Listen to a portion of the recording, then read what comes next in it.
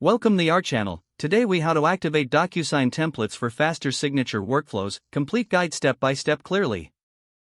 To activate DocuSign templates for faster signature workflows, first, log into your DocuSign account. Once logged in, navigate to the Templates tab located in the top menu. Click on New to create a new template. You will see a drop-down menu, select Create Template. Enter a name for your template in the designated field.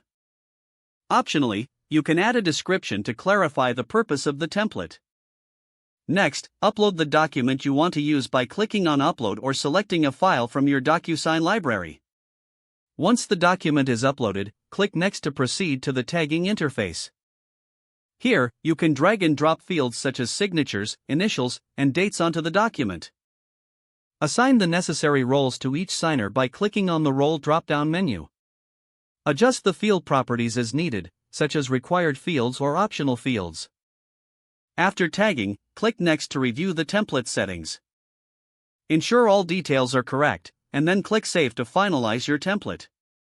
Once the template is saved, you can access it anytime from the Templates tab. To activate the template for use in your signature workflows, simply select it and click Use Template. Fill out any additional information required, such as customized messages or specific recipients. Finally, send the document for signatures by clicking the Send button. You have now successfully activated DocuSign templates for faster signature workflows. If the page does not load, refresh the browser or try again in a private or incognito window. Make sure you are using the correct email address, then retype it carefully to avoid small typos. If your password is not accepted, use the Reset option and create a new strong password you can remember.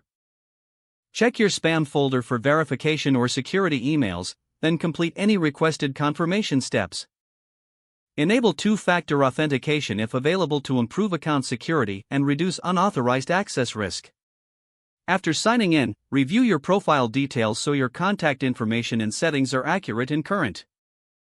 If you see an error message, note it down and try again after restarting your device and internet connection.